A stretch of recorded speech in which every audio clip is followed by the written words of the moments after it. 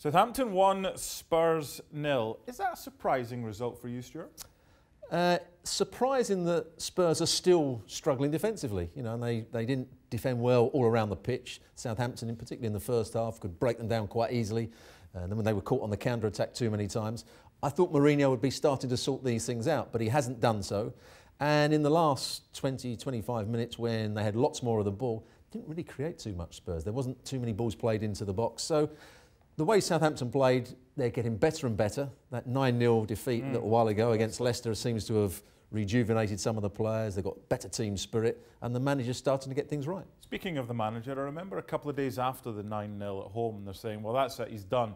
They're looking to get rid of him. But they showed a patience, and they have been rewarded for that. And they've had the form of Danny Ings. When you consider the injury issues that he's had, it's an unbelievable bounce back for a very talented player who we forget is only 27. Yeah, he was obviously a good player at Burnley. He had his injury problems at Liverpool. That's why he got the transfer to Liverpool, because he'd done so well at Burnley. And at Southampton, yeah, when I look at Danny Ings, what's his attributes? He's got decent pace. He's quite good in the air.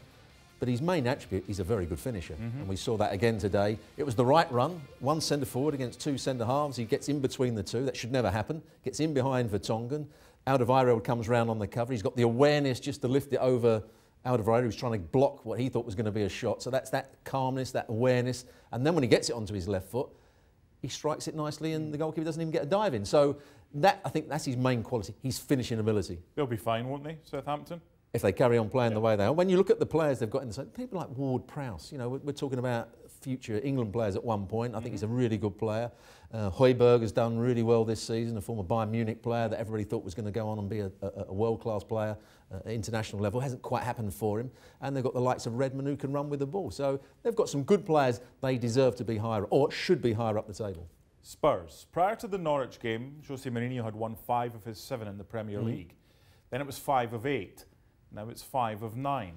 What's happened? As I said earlier, I don't think he's sorted out the defensive issues. He's got a right back who doesn't really want to defend in Aurier, which is something you don't expect from a Jose Mourinho team. And today at times they were almost playing with a back three. Aurier, and they played with the back three in the second half. Although it lines up as a back four, Aurier was playing further forward. Lo Celso was coming in off the touchline to make it a 3-man midfield, and Sessegnon was just tucking across to make it a back three. So they've got problems there. Vertonghen's not playing as well as he should do. There doesn't seem to be the understanding that he once had with Alderweireld. When Pochettino first went there, they were backwards and forwards, dropping off at the right time, squeezing up at the right time. They're not doing that now. And we talked the other day about Christian Eriksen. He was playing as one of the holding midfield players alongside Ndombele, who had to go off injured. Christian Eriksen isn't mobile enough to be a good holding midfield player or a central midfield player. He can do the creative side of the game, but I don't think he can do the defensive side of the game, and that puts extra pressure on those centre halves. The recent form is a bit of a concern. How much better a team are Spurs with Son Heung-min in, who's been suspended and will come back after the FA Cup weekend? Well, he gives them that dynamism going forward. He makes runs off the ball. Remember the goal he scored when he picked the ball up in his own half. He's somebody that can score goals.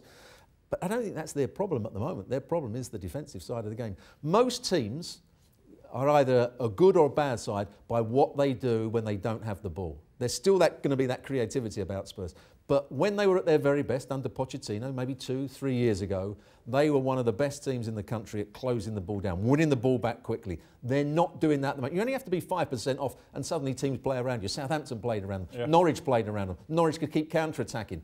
And that's where Mourinho has got to sort this side out. When he was manager of Chelsea, they were the best team when the ball changed hands.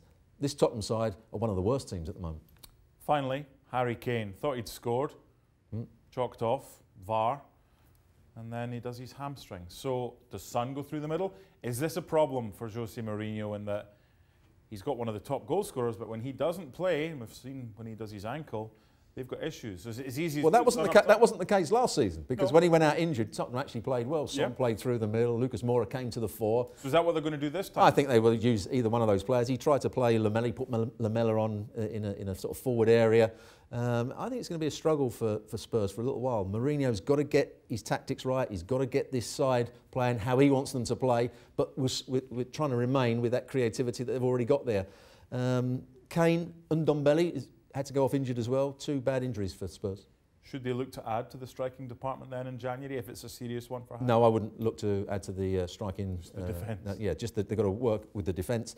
Mourinho's got to get his ideas across. He's got to work harder with them on the training field, which you can't do over this Christmas period because you're playing games. Yeah. So he's got to work harder on the training field, get them to have some sort of understanding of what they're trying to do, and they will become a better side. But they're going to struggle to get in the top 4 if they play like that. Well, this one's about Southampton, and that's a big 3 points for Hasenhüttl and his men. Well, thank you very much for watching ESPN on YouTube. For more sports highlights and analysis, be sure to download the ESPN app. And for live streaming, premium content, and let's not forget as well, ESPN FC 7 days a week. Subscribe to ESPN+.